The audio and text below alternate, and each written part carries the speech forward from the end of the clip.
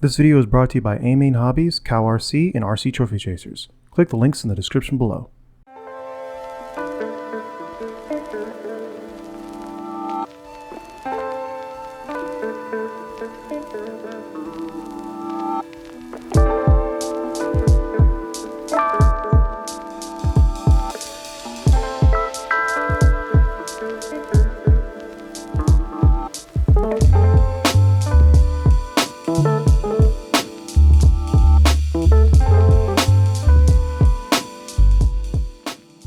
As of the time of me writing this, Wicked Weekend 2024 is over, and some people had some less than charitable things to say about the racing there, and not just in the sportsman class.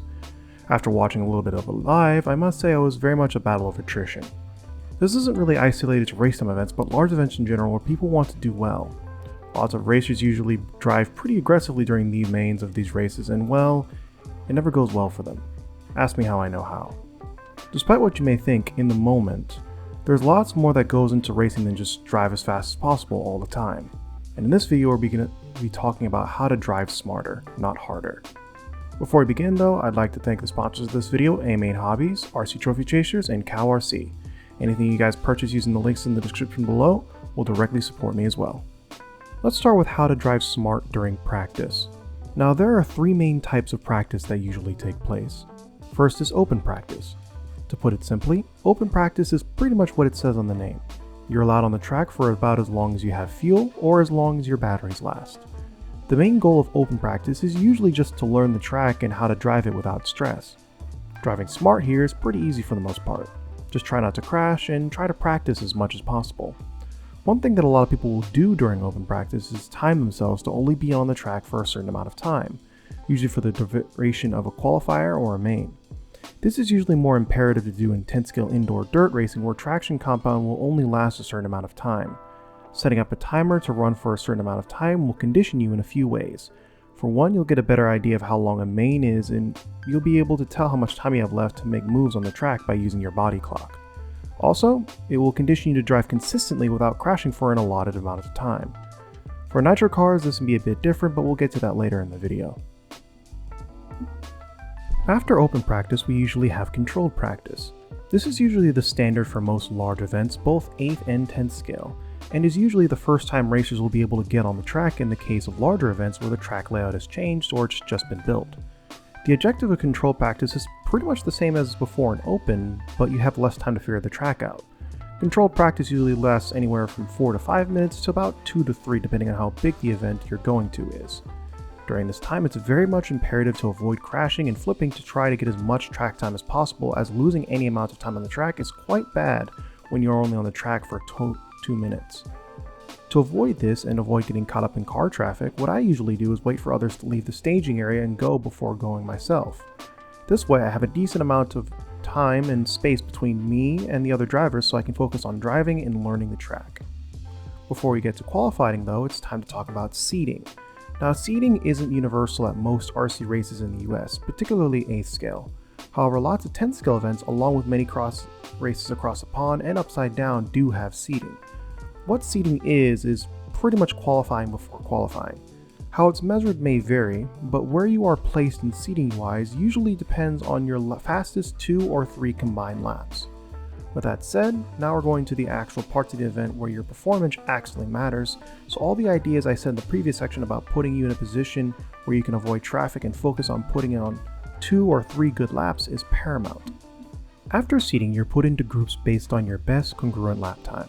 This is to sort out drivers by their skill level before the real stake stuff begins, while also keeping lap traffic to a minimum. During qualifiers though, things are a little bit different, as the goal is to do as many laps as possible within a certain allotted time. Of course, fast laps are favored, but they aren't 100% the objective of qualifying. This, however, is where objectives change, as there are a few different ways qualifiers are scored. For example, during a traditional club race or a race where rocket rounds are employed, your best qualifier round is the only one that is counted towards your placement in the main.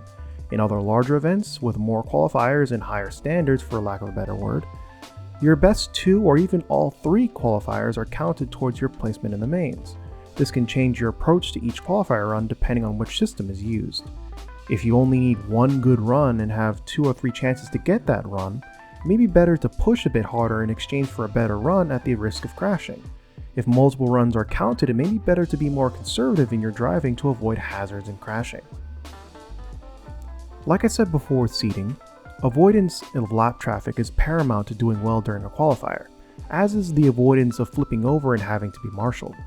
Taking big risks to get around someone slower than you is not really the best idea, as cruising behind someone waiting for them to give you an opening or just let you by is a lot safer than fishing for an opening that isn't really there. This also goes both ways. If someone is plainly faster than you during qualifying, it's usually best to just let them by. That way, neither of you run the risk of colliding while trying to race each other and messing up both of your runs. Save the full-blown racing for the mains.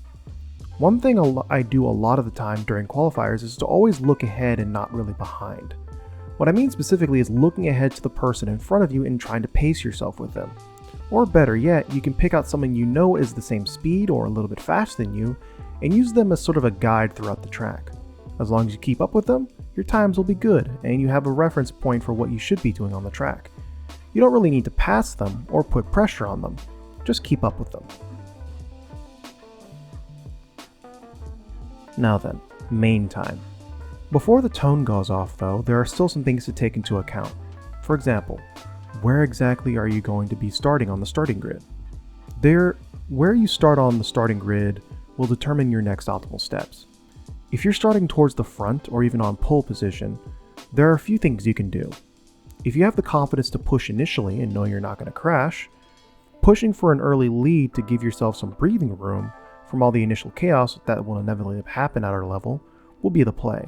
If you're not as confident or you're not on pole position, then making sure to keep up with the front pack but not fully in it may be a good strategy, as once again to avoid the initial chaos. If you're in the middle of the pack, well, you're not in an ideal position, but there are still some things you can do well. See, the objective of the initial laps or even initial corners at a sportsman or even intermediate level is to avoid initial chaos that can occur. That is the saying that a lot of us racers say, and it goes something like, you can't win in the first corner. And that's true, but let me tell you, you can absolutely lose in the first corner. With so many cars all going around the same time and being so close to each other, it becomes even more imperative to not flip over, as a marshal, rightfully so, will have to wait for other cars to go by to avoid getting hit themselves. Trust me, it hurts. When you're in the middle of the pack, it's best to focus intently on how close other cars are to yours and their habits. This is a bit challenging at larger races, but a little bit easier at clubs due to the fact that everyone kind of knows how each other drives. If the person behind you pushes, you should probably push too, as to avoid collision. If the person in front of you takes it easy, you should too, to avoid collision. Now, if you're towards the back of the pack, it's usually best to take it easy and wait for others to make a mistake before passing them. Now, of course, if you're a pro-level driver, first off, you're probably not watching this, but if you are, things start to change in terms of strategy, and hanging back to wait for someone to make a mistake may not be the best call. But if you're a mortal being with fists of ham, and thus either intermediate or sportsman, then waiting for someone to mess up to pass on is usually a better idea than pushing the issue that doesn't exist. This sort of leads into how long these mains can be. Depending on how long the main is, your strategy will have to change as well. For example, if your main is only 5 or 6 minutes, you'll probably have to make moves in order to move your way up the field if you can. If the main is 10 minutes, you're in second place by less than a second, and there are 9 minutes left, there's no need to really push the issue into the last few laps if you have to.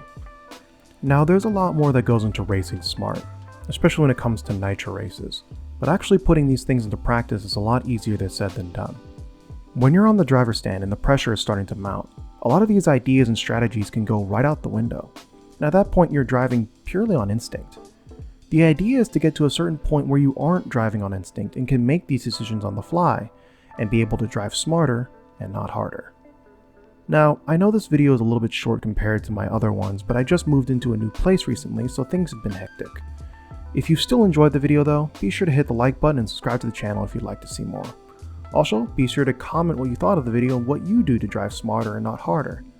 Lastly, I'd like to thank my active patrons, Michael Williams, RC World Discord server, Casey Nix, Ben Reeves, Dave Armstrong, Rob Bedingfield, Caden Merks, Ian Petrie, Zach Hawes, Jeffrey Coombs, James D. Anderson, Shane T. Ruth, Gable Barber, and especially Morrison Watt.